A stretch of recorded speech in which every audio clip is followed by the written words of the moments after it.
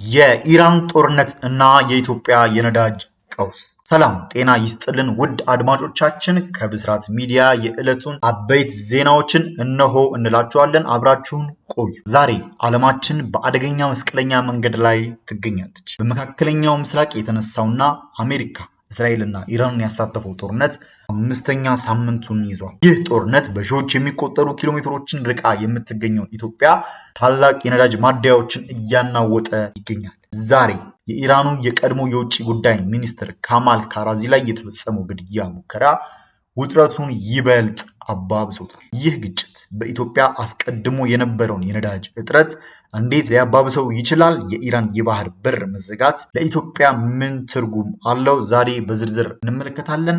አብራችሁን ቆዩ። ፕሬዚዳንት ዶናልድ ትራምፕ ኢራንን ክፉኛ እንመታለን ማለታቸው ተከትሎ የዓለም የነዳጅ ገበያ ከፍተኛ ድንጋጤ ውስጥ ገብቷል። ኢራን በዓለም ላይ ከፍተኛ የነዳጅ ክምችት ካላቸው ሀገራት አንዷ መሆኗ ብቻ ሳይሆን የዓለም የነዳጅ ትራንስፖርት የደም ስር የሆነውን የሆርሙዝ ሰርጥን የመቆጣጠር አቅም አላት። ኢራን ይህንን በር ከዘጋች ወይም በጦርነቱ ምክንያት አቅርቦት ከተቋረጠ የነዳጅ ዋጋ በአንድ ጀንበር ሰማይ ይነካል። ኢትዮጵያ ደግሞ የነዳጅን ከውጭ የምታስመጣ ሀገር በመሆኗ ይህ የዋጋ ጭማሪ በቀጥታ የሀገሪቱን ደካማ የውጭ ምንዛሪ ክምችት ያሟጥጠዋል። የኢራን ባለስልጣናት የአሜሪካን የቴክኖሎጂ ኩባንያዎችን ኢላማ እናደርጋለን የሚለው ዛቻ ደግሞ የዓለም አቀፍ ንግድና የሎጂስቲክ ሰንሰለቱን ይበልጥ ያወሳስበዋል። ወደኛ ሀገር ስንመለስ ኢትዮጵያ 95% ነዳጅ የምታስገባው በጅቡቲ በኩል፣ ጅቡቲ ደግሞ በቀይ ባህር ደጃፍ ላይ ትገኛለች። የኢራን ጦርነት ወደ ቀጠናዊ ግጭት ካደገ እና ቀይ ባህር የጦር ቀጠና ከሆነ ወደ ኢትዮጵያ የሚመጡ የነዳጅ ጫኝ መርከቦች ኢንሹራንስ እና የትራንስፖርት ወጪ በከፍተኛ ሁኔታ ይጨምራል።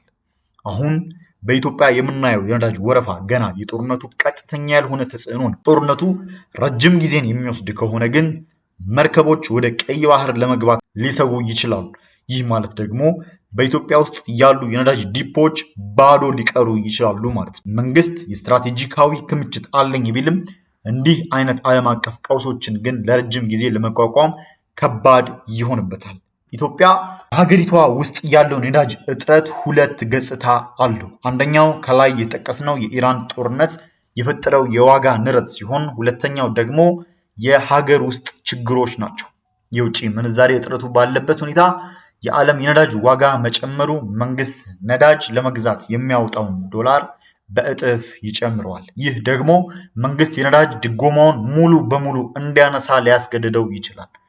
ሚያዝያ 2 ቀን 2026 በወጣው ሪፖርት መሰረት የነዳጅ ዋጋ መጨመር በኢትዮጵያ ትራንስፖርት እና የምግብ ዋጋ ላይ ከፍተኛ ጫናን እያሳደረ ይገኛል። በተጨማሪም በጦርነቱ ሰበብ ነዳጅን ደብቆ በጥቁር ገበያ መሸጥ እና ወደ ጎረቤት ሀገራት በኮንትሮባንድ ማውጣት ችግሩን አሳሳቢ ደረጃ ላይ አድርጎታል። የኢራን ጦርነት ነዳጅ ሊጠፋ ነው የሚል ስጋትን ስለፈጠረ ብዙዎች ነዳጅ አከማችተው ለመሸጥ እየሞከሩ ነው። ይህ ደግሞ በከተሞች የሚታየውን ወረፋ ይበልጥ አባብሶታል። በአጠቃላይ በመካከለኛው ምስራቅ የተቀሰቀሰውን ጦርነት ለኢትዮጵያ የነዳጅ ደህንነት ትልቅ አደጋ ነው። የካማል ካራዚ መቁሰል እና የኢራን የዛቻ መግለጫዎች ጦርነቱ ገና እንደሚቀጥል ያሳያሉ። ኢትዮጵያ ከዚህ ቀውስ ለመውጣት እንደ ኤሌክትሪክ ባቡር እና ተሽከርካሪ ያሉ አማራጮችን በፍጥነት ማስፋፋት ይኖርባታል። ሆኖም እስከዚያው ድረስ የነዳጅ እጥረቱ እና የኑሮ ውድነቱ በየቤታችን መንኳኳቱን ይቀጥላል። መንግስት የነዳጅ አቅርቦት ሰንሰለቱን ከኮንትሮባንድ ነፃ ማድረግና ሌሎችን የወደብ አማራጮችን ማየት ብቻውን ጊዜያዊ መፍትሄ ያደረገም ይመስላል። የዛሬው መረጃችን ይህንን ይመስላል። ውድ አድማጮቻችን፣ እናንተስ የኢራን ጦርነት በኢትዮጵያ የነዳጅ ዋጋ ላይ ምን አይነት ተጽዕኖ ይኖረዋል ብላችሁ ታስባላችሁ? አስተያየታችሁን በኮሜንት ሴክሽን ላይ ጻፉልን። ቪዲዮውን ከወደዳችሁት ላይክ፣ ሼር በማድረግ እንዲሁም ሰብስክራይብ በማድረግ እንድታበረታቱን እንጠይቃለን። ነገ የተሻለ እንዲሆን እየተመኘን ለዛሬው አበቃን። ሰላም ቆዩ። ብስራት ሚዲያ